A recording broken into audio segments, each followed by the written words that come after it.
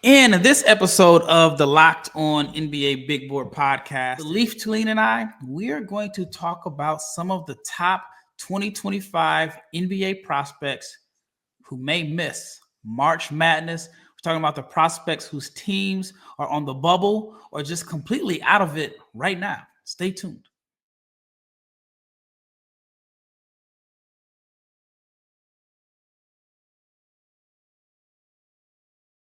Big shout out to each and every person that has made the Locked On NBA Big Board podcast your first, or in this case, your second listen of the day.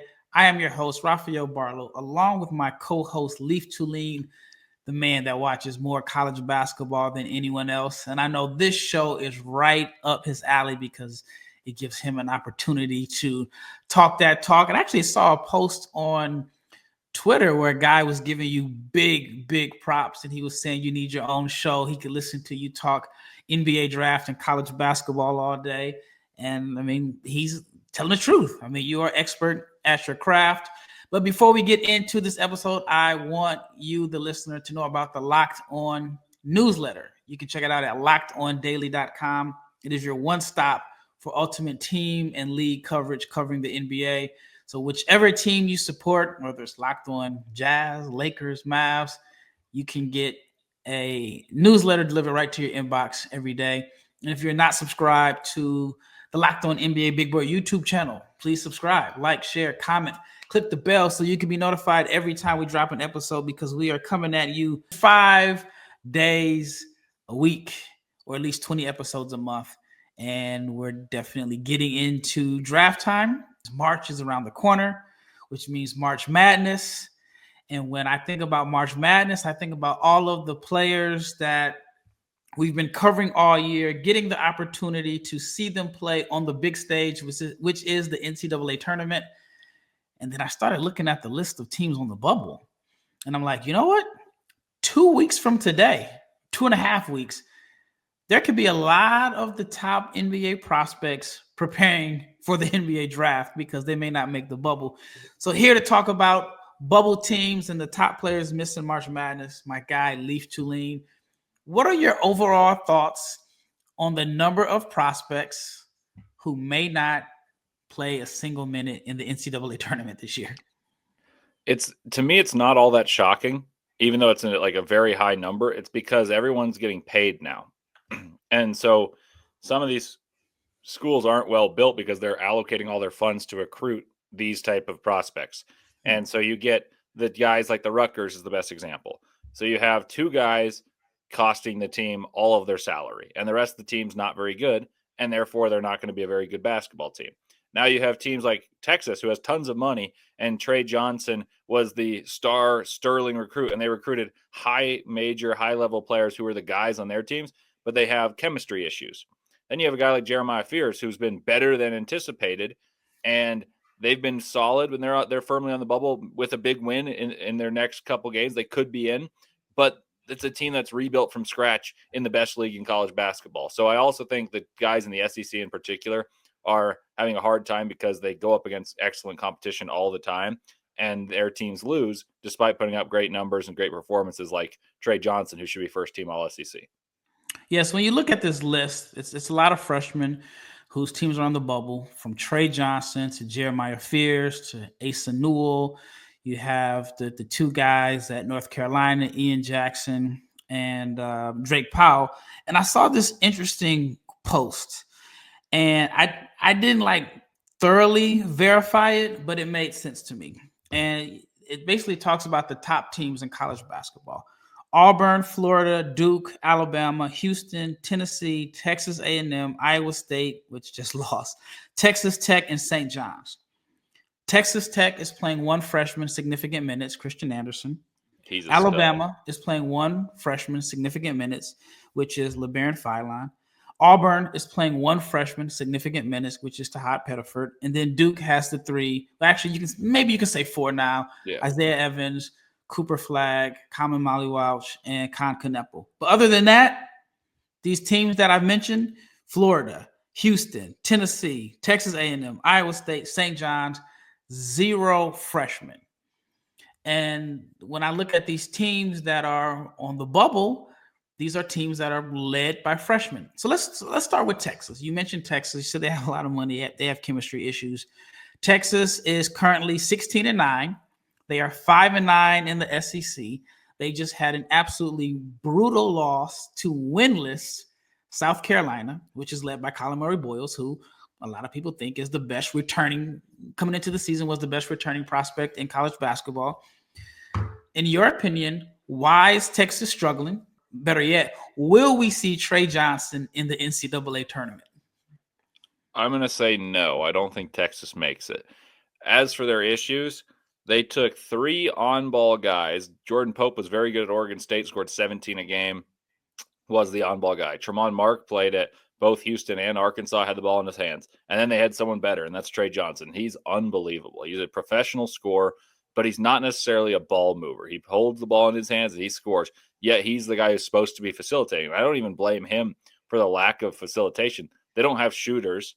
And then when the ball gets swung, the ball stays with Kaluma as well, who's a ball stopper, Tremont Mark, who's a ball stopper, and Jordan Pope, who's a ball stopper. So I think it's kind of a untenable situation, and they've made the most of it. They're on the bubble with one big win they could be in, but I think they're the least likely of Georgia and Oklahoma and Texas to make it. So I don't think we're going to see Tre Johnson dancing, which is a shame because he could be kind of that Carson Edwards, gets hot and shoots crazy shots. Here's a fun question for you. Speaking of Carson Edwards, I watched March Madness. I had one free day the last 2 weeks. I watched March Madness. I watched the final 10 minutes of how many games the other night? Full 10 minutes. 10, 12? 13. And I didn't sleep. It was amazing. March is right around the corner, like you said. So as soon as you pop this question, I rearranged my schedule, and I love talking Madness. And these prospects, I hope they can dance, but I think Tre Johnson is probably not going to be there, even though he would be one of the most exciting type of players to play at Madness. All right, let's switch to Jeremiah Fears. And actually, I have Tre Johnson, number 5 on my big board 3.0.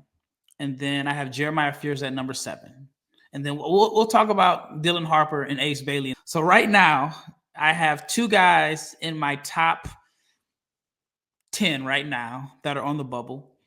With Oklahoma is 17-10. They're 4-10 in the SEC. They were undefeated coming into conference play. I thought that they were completely out of it, and then they had a big win versus Mississippi State this past weekend, and that was led by a 27-point, 10-assist game from Jeremiah Fears. They have a big game, I think it's today, against Kentucky, and they have, every game for the rest of the way is big for them. That's a winnable game. I think they punch their ticket if they win that game. You think so? So with that being said, you're saying that we will see Jeremiah Fears in Oklahoma dancing in March? Not confidently. If they win this game, if they beat Kentucky, who, despite having a lot of losses in SEC play, has a tremendous resume, beating Duke, beating Gonzaga, that type of win means a ton to the committee. And then you'd be 5-10 at that point, with a chance to play home games and a few of the final ones, and a chance to add to the resume in the SEC tournament. You also could lose in those games, but you give yourself the chance and a marquee win. So I think they'd be in if they win. So this is a big game. Right now, Kentucky's a 2.5-point favorite on the road. But the unfortunate thing for Jeremiah Fears is Lamont Butler, who's one of the best defenders in college basketball, is questionable for this game and expected to play after what was supposed to be holding him out until the final game of the season. So Jeremiah Fears is probably frustrated. He's like, man, I could have killed their terrible defense, and now he's got an all-world defender on him. Yeah, I have seen some Kentucky fans critical of their defense. All right, Asa Newell, I have him at number 13 on my big board. Georgia is 17-11, 5-10 in SEC play.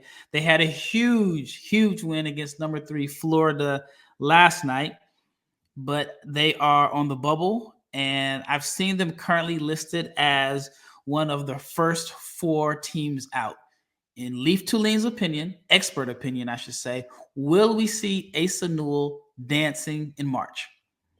It's so tough because they got a huge win against Florida. That's as big as it gets. And they played Auburn well. And I don't know if the committee is going to value that they lost by 12 because it's just numbers, but they played them better than a 12-point loss.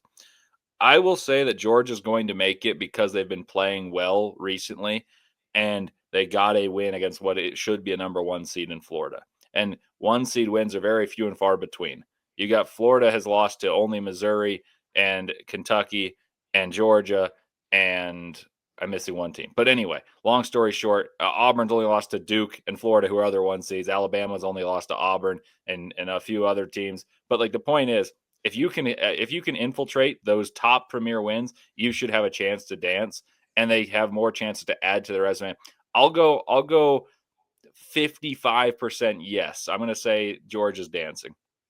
All right, one quick question for you before we get into the second segment. The record is 11 teams from one conference in the NCAA tournament. That was the Big East in 2011. Mm-hmm. How many teams will the SEC get? I've seen somebody say 14. I'm going to go 12. 12, and I think it could be 13. The only reason I'm not going 13 or 14, I think 14 is a little rich. I don't think they can get 14. The only reason I'm not going 13 is because bid stealers exist. If it was just based on resumes and there weren't teams, and for those of you who don't know, bid stealing is when a team that is not projected to be the automatic qualifier from a small conference wins, and the automatic qualifier goes to them, but the team that still gets an at-large makes it as well. Therefore, it takes someone out of the equation that is from the at-large, and I think the SEC could suffer from bid stealing. All right, up next, we're going to talk about Dylan Harper and Ace Bailey, the projected two of the top 3 picks in the 2025 NBA draft, and their chances, slimmer than a Calvin Klein model, their chances of making the 2025 NCAA tournament. Stay tuned. With Robinhood Gold, you can now enjoy the VIP treatment, receiving a 3% IRA match on retirement contributions. The privileges of the very privileged are no longer exclusive. With Robinhood Gold, your annual IRA contributions are boosted by 3%. Plus, you also get 4% APY on your cash in non-retirement accounts. That's over 8 times the national savings average. The perks of the high net worth are now available for any net worth. The new gold standard is here with Robinhood Gold. To receive your 3% boost on annual IRA contributions, sign up at robinhood.com/gold. Now, we all know that investing involves risk, rate subject to change. A 3% match requires Robinhood Gold at $5 a month for 1 year from the first match. You must keep funds in IRA for 5 years. Go to robinhood.com/boost. Over 8 times the national average savings account interest rate claimed is based on data from the FDIC as of November 18th, 2024. Robinhood Financial LLC is a member of the SIPC. Gold membership is offered by Robinhood Gold/LLC. All right, second segment. So you kind of mentioned Rutgers in the beginning about how basically their NIL allotment is going to 2 players and the rest of the roster is thin. Rutgers, and we talked about it before. I want to say we talked about it like, I don't know, maybe a month or so ago. Maybe it was an episode I did by myself. I don't know. We do so many episodes. Talked about how this would be historic for a team that has 2 players that are selected in the top 5 projected to miss the NCAA tournament. They're going to be on the wrong side of history. Do you think they can get hot and somehow get into the NCAA tournament? I mean, I think they've got a 0.5% chance of making the tournament, if that, maybe even lower. And here's the thing: like you can play unbelievably. Ace and Dylan Harper can play unbelievably, and they still come up short because they're not very good on defense. And then you can double both those guys, and then you still play 3-on-1 the other side of the court, and it just doesn't matter. They don't have the depth nor the talent to support them. And the only you're right. I think Kentucky's had a few times where they've had a number 1 seed like John Wall and Boogie. You've had Zion and RJ, and there's a few other examples, but those are the teams that are contending to win a title. You don't see teams in this NIL era. It could change that teams have 2 prospects that are really good and the rest of the team stinks, and you're selling out to get these guys. So it is peculiar. I definitely try to get a gander of them in the Big Ten tournament. Maybe they can make a little bit of noise there because that's a situation where you can get hot. Something can happen, but NCAA tournament's probably not happening there for Piscataway. Yeah, I think it said in history the only team that has had like 2 top 10 picks and they did not make the NCAA tournament. It was a Kentucky team a few years ago, but the 2 players weren't in the same draft. I think it may have been, I don't know, I don't remember. Nerlens Noel Was it Willie and Cauley-Stein? yeah, I think Willie might have been on that team, but Nerlens played, but he got hurt, and that team was number 1 in the preseason poll and missed the tournament. Yep. And that's the only time ever. So we're talking about 2 guys that their name is going to be on the wrong side of history. But we've seen players have successful NBA careers that didn't play in the NCAA tournament, from Paul George to Damian Lillard. Klay Thompson didn't play in the NCAA tournament. Ben Simmons, Anthony Edwards, Markelle Fultz. So doesn't necessarily hurt their draft stock. All right, let's talk about South Carolina. South Carolina, I would say it was a big win for them. It was a big win because it was their only win. But Collin Murray-Boyles, a player that a lot of people thought was the top returning prospect in college basketball. I mean, unless it's a miracle, like it's like 0.00% chance for them to make the NCAA tournament, even though, strange things have happened. I mean, we saw North Carolina State make it last year. Now their coach is on the hot seat. And how strange is that? But what are your thoughts on South Carolina? We're not going to spend a lot of time talking about them. Only winning 1 game in SEC play with arguably the top returning sophomore in the country. Well, what's crazy is last year they were a 6 seed. Out of nowhere, they were picked last in the SEC, and they were a 6 seed. So, and he missed a good chunk of the season. Like, he didn't turn it on until January. Well, they lost a couple players. The SEC had an influx of talent that's been pretty incredible. Like we mentioned, possibly 12, 13, 14 teams make it.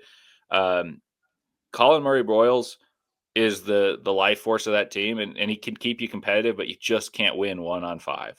And I don't say it to disparage the other South Carolina players. It's just, I saw a statistic the other day that I think he was perfect from the field. Maybe it was 7 of 7. It could have been 5 of 5.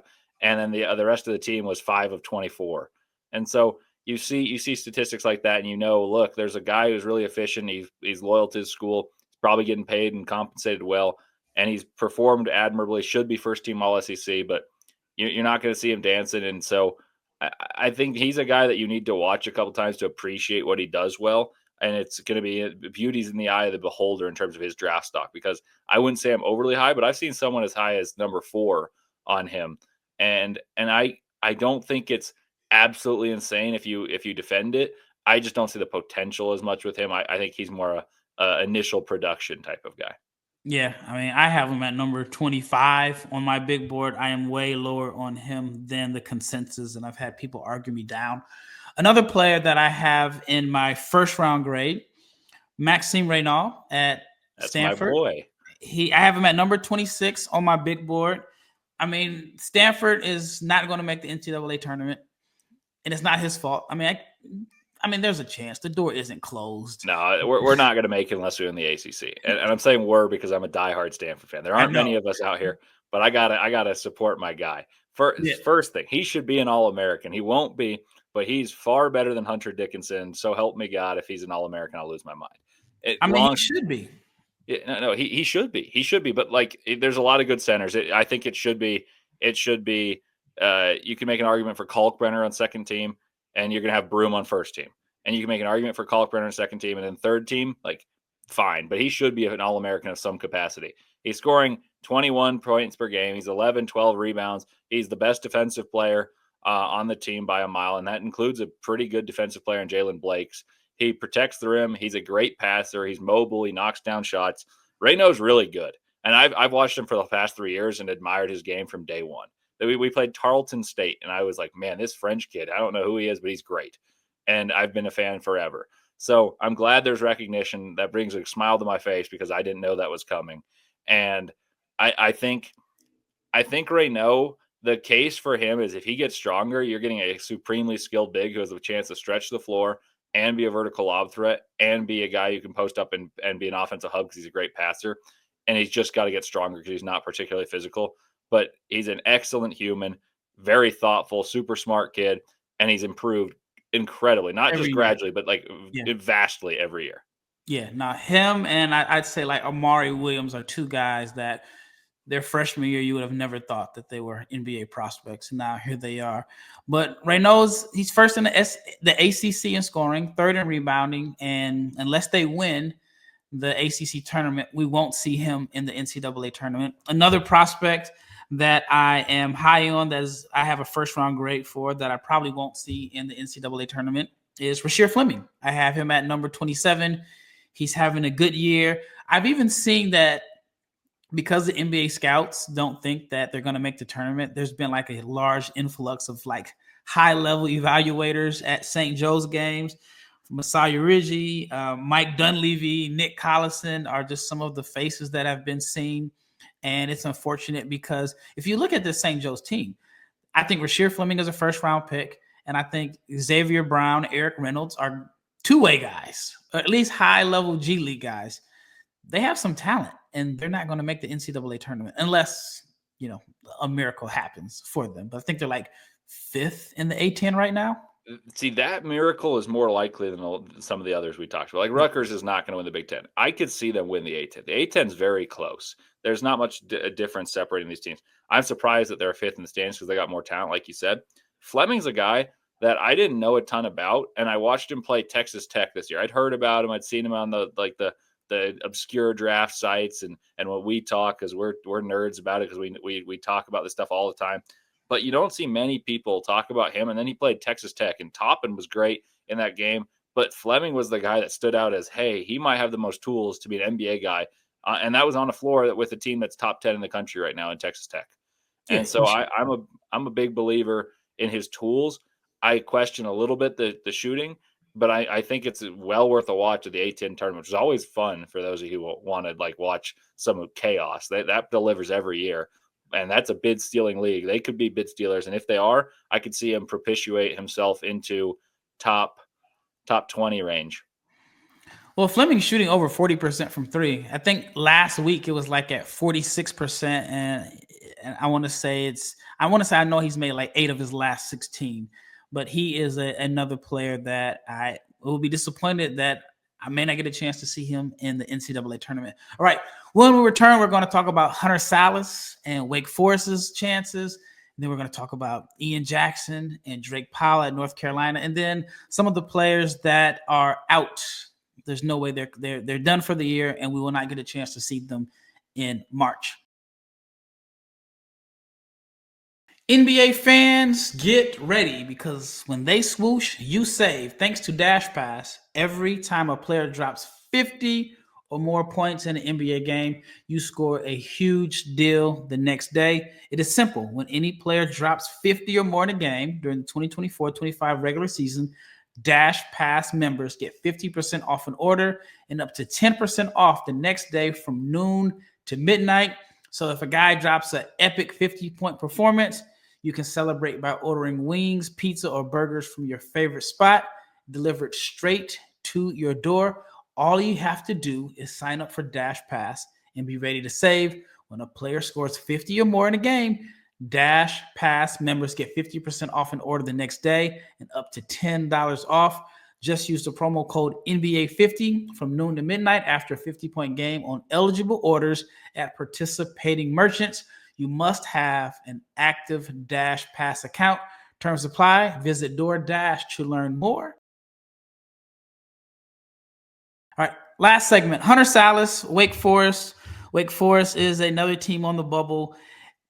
How many do you think the ACC gets? I know ACC schools they're not getting a lot of quad one victories. And it's almost like, and I can lump North Carolina into this also, from SMU to North Carolina to Wake Forest, it's like they have to beat Duke in order to get a chance.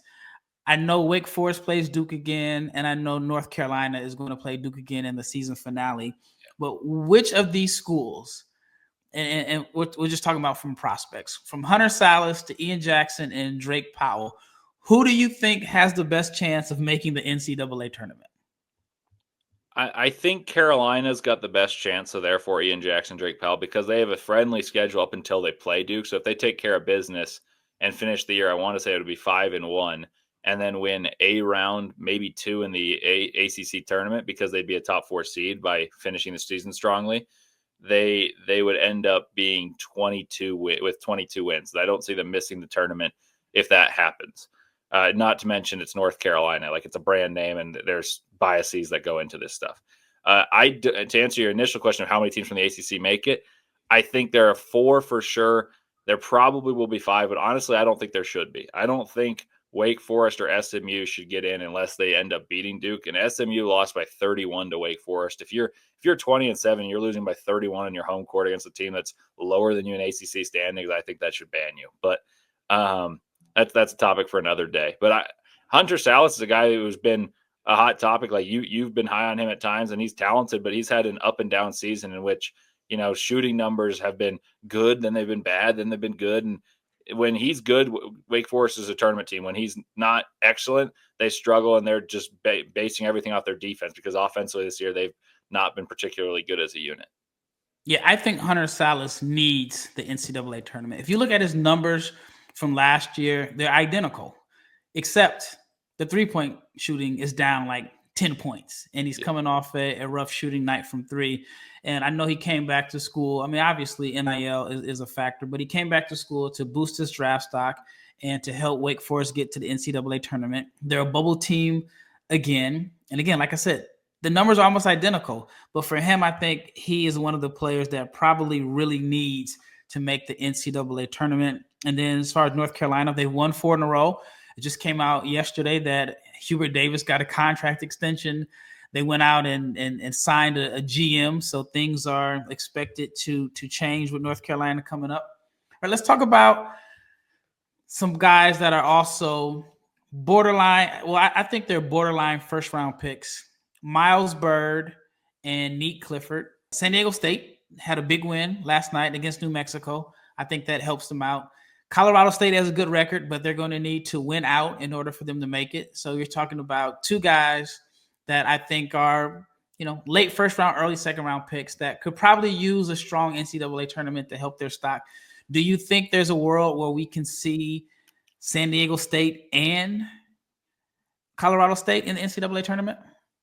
Probably not unless Colorado State wins or makes the final in the Mountain West. I think San Diego State's in if it started today because they just had a marquee win. And if you beat New Mexico, Utah State, or Boise State, and then if the other teams include San Diego State in there as well, I think that makes you have a really solid case in the Mountain West, especially if you take care of business against some of the inferior teams. It's a good league. Last year there were 6 teams that made it. I think this year there'll be 4. I think that you'll see Miles Byrd in the big dance. I think Nique Clifford, who's been excellent, he's been on my radar for a little while. He's been a fun watch, especially with Isaiah Stevens feeding him on all those back cuts and activity.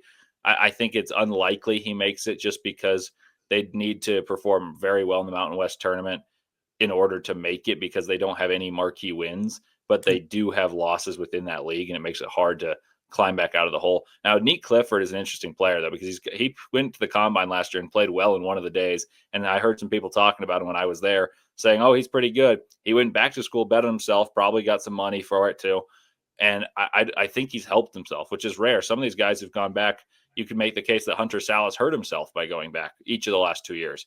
Riley Kugel would be a guy that I think should have left after his freshman year. And I'm just saying guys that like give you a taste of, hey, they can do this and come back. And he's one of the rare guys who I think betting on himself has actually helped his stock from a draft perspective. Yeah, he's averaging 17 points, 10 rebounds as a 6'6" wing, 4 assists, and he's shooting 36% from 3. All right, we'll wrap up with some guys that are out for the year that we won't see in the NCAA tournament. These are guys that I'm high on. Number 1, Cedric Coward from Washington State, only played 6 games. I actually have him at number 16 on my big board. I'm way higher on him than the consensus. And then the news came out yesterday that Thomas Sorber, a guy that I have at number 17 on my big board, is out for the year. I don't think he was going to play in March anyway, but that's unfortunate. Another guy that I have, I'm pretty somewhat high on is Donnie Freeman. We won't see Donnie Freeman. But the guy that I think really needed an NCAA tournament to help him out is Boogie Fland. Boogie Fland is out for the year. I think he had a broken hand or broken thumb. What are your thoughts on Arkansas making the tournament and how missing the tournament could impact Boogie Fland? Well, actually, I think making the tournament might hurt Boogie Fland because he won't play. And because they've gotten better since he's been out. And that does not bode well for him. Boogie Fland took a lot of shots, took the ball away from Janelle Davis, who is a projected All-American, looked nothing like himself. Since Boogie Fland left, Arkansas has been better. So I think if they make the NCAA tournament, it hurts Boogie Fland's stock because it shows he was unable to be a winning player. And he's small, so he's not going to be good on defense. I know he can be a little bit of a pest, but you have to be such a pest, like an Alvarado-level pest to be a positive defensively. That's a slight build. And then offensively, I don't think he had the Rob Dillingham wiggle and effectiveness. And even Rob Dillingham is playing sparingly in Minnesota. So I think Boogie Fland might honestly secretly hope Arkansas doesn't make the tournament for his draft prospects. But I do think they will make it because they're playing better and they've collected a few big wins. They've beaten Kentucky and they beat Missouri, and Missouri is going to be a top 4 seed. So I think Arkansas finds a way into the dance. And that doesn't bode well for Boogie Fland. But I understand what you're saying about if he'd made it, he's the type of guy who's electric. He's got the shot making. He's fearless. I think that type of thing could have helped him. But because I doubt he'll play, should they make it and he's out for the season, then it looks bad that they've got better without him playing on the floor. Yeah, I'll wrap this up. I think it's a tough situation. I think him getting hurt helped Arkansas. But I think if it was Davis that got hurt or if it was Wagner that got hurt, any one of those 3 guards that were overlapping, I think it was better for Arkansas to lose one of them because now it allowed them to have a more defined pecking order and have some size. And he's just the unfortunate one that got hurt and they end up playing better. Well, that wraps up this episode of the Locked On NBA Big Board podcast. Let us know your favorite prospect or your top prospect that is on the bubble or is not going to play in March Madness. Crazy. March is just a couple days away. Once again, thank you for making this your first listen of the day. Well, in this case, your second. It's Rafael, Barlowe, and Leif Thulin, and we are out of here.